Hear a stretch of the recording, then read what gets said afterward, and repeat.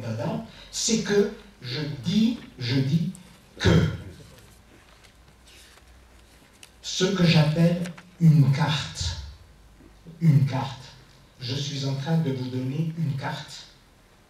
Par mon exposé, je suis en train de vous donner une carte. Un président de la République, lorsqu'il prend la parole, il vous donne une carte.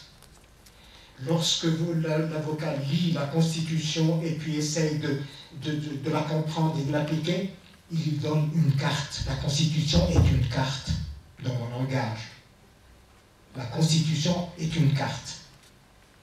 Lorsque nous... et ça c'est le rôle aussi de l'intellectuel. Inna lillahi wa inna ilayhi raji'un. Dans toutes les pensées, dans toutes les philosophies, dans toutes les religions, eh bien, il y a, nous naissons, nous vivons et nous disparaissons. Et quel est le rôle de l'intellectuel, du penseur, du maître à penser, etc. C'est de nous donner une carte pour nous baliser l'itinéraire de notre vie. Et il nous donne une carte. Je ne connais pas. Donc je vais m'informer. Et s'il y a une carte Michelin ou une carte, etc., eh bien ça va me permettre de traverser sans encombre, d'éviter les trucs, enfin les choses malsaines, des territoires qui ne sont pas fréquentés, etc. Par conséquent, une carte, c'est très très important. Un maître à penser, un cheikh, même un cheikh, un maître, un gourou, etc. Quel est son rôle? Son rôle, bien entendu, c'est un intellectuel, donc il doit libérer. Et en même temps, le cas échéant, il donne une carte pour fixer un itinéraire. Un itinéraire. C'est-à-dire qu'il va nous dire, attention, à 7 ans, on est comme ça, à 14 ans, on est comme ça, attention à l'adolescence, attention lorsqu'on prend les responsabilités, etc. Il va nous baliser la voie par une carte. D'accord? Et toutes les religions, toutes les philosophies, eh bien, leur rôle, c'est précisément de nous donner des cartes pour vivre le plus sainement possible, avec le plus grand bien-être, etc., avec le moins d'encombre, avec le moins de conflits, avec le moins de maladies, etc. C'est ça une carte. Le maître, l'intellectuel, peut donner cela. Il doit donner cet itinéraire. Et il donne en même temps une vision. Il faut faire un chaîne. D'où je viens et où je vais.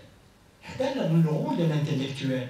Et un intellectuel, comme tout responsable, il doit donner sa vision du monde, Un chef d'État, c'est exactement la même chose. Quel est le rôle d'un chef d'État? C'est de donner une vision. Un chef d'État, il n'a pas d'autre chose à faire que de donner une vision. C'est-à-dire, par exemple, pour prendre notre exemple à nous, le président de la République doit nous dire comment l'Algérie sera dans 20 ans, dans 30 ans, dans 50 ans. Dans 50 ans. Voilà le rôle d'un chef d'État. Monsieur Sarkozy ou Obama, le rôle c'est celui-là. Ils n'ont pas d'autre. Bien sûr, le deuxième rôle, secondaire par rapport au principal, c'est-à-dire cette vision, c'est de choisir ces hommes, de choisir les hommes qui l'entourent et qui sont capables précisément de conforter cette vision. Et puis d'éclaircir un petit peu les valeurs, parce qu'il a besoin de valeurs. Je reviendrai dans quelques instants sur ce problème des valeurs. Donc, nous avons des cartes, mais toute carte, aussi détaillée soit-elle, elle n'est pas complète.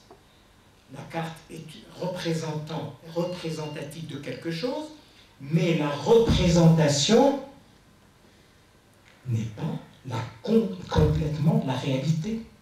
La représentation de la carte ne représente pas tout le territoire. La carte ne représente pas tout le territoire. Bien entendu, lorsque nous avons par exemple une constitution, comme je l'ai dit tout à l'heure, c'est une carte, mais la constitution, pour être appliquée, pour être exécutée, qu'est-ce qu'il lui faut?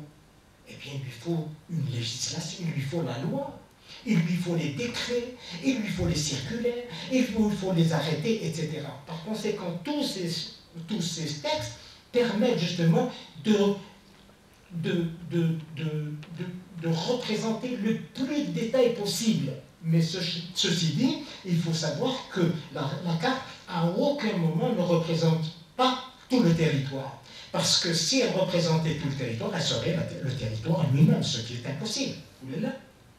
Vous n'avez jamais vu une carte d'état-major, même ou 10 millième, je crois, eh bien, malgré tout, elle ne représente pas tout.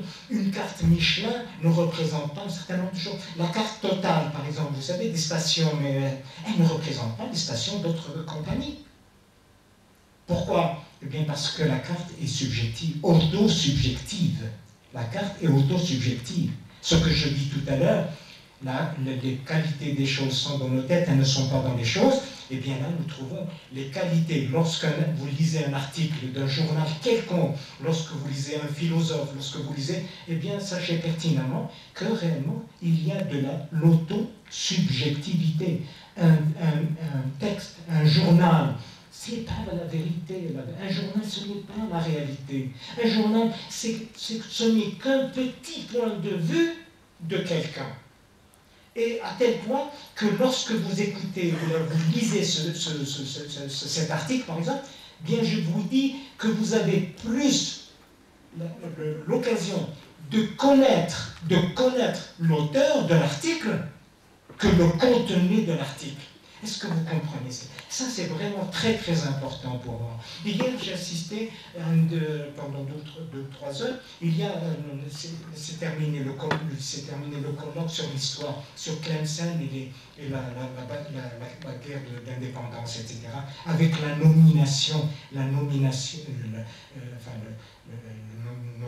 de certains héros, entre guillemets, tout cela, eh bien, par les gens qui étaient présents.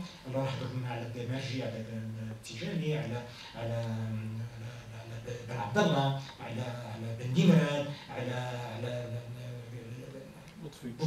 لطفي على أبو بكر بالقايد, etc.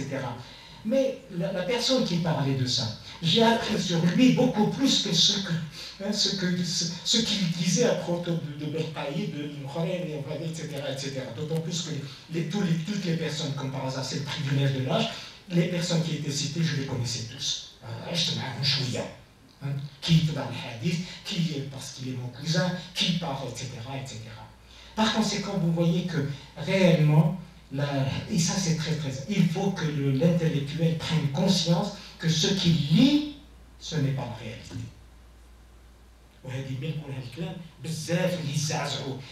Beaucoup ne comprennent pas qu'est-ce que ça veut dire.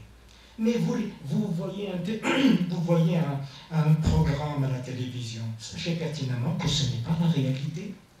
C'est peut-être la réalité de quelqu'un.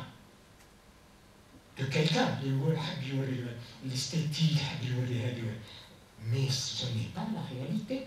Je ne vous demande pas de dire tout est faux, non. Je vous dis tout simplement qu'on doit la hadar, c'est-à-dire faites attention lorsque vous écoutez un message, y compris moi, dites ça lui appartient à lui, c'est pas moi ça. Et par conséquent, vous devez tamiser tout cela avec cette idée-là. Attention, ce n'est pas la réalité, ce n'est pas la vérité. Ça c'est formidable. Donc un jour, l'effet thérapeutique, parce que tout cela c'est de la thérapie, n'est-ce pas? L'effet thérapeutique de dire attention, lorsque vous prenez un texte, vous dites ah oui c'est formidable, mais de ce texte, je sais beaucoup plus de choses sur la personne qui a écrit le texte que sur le fond du texte.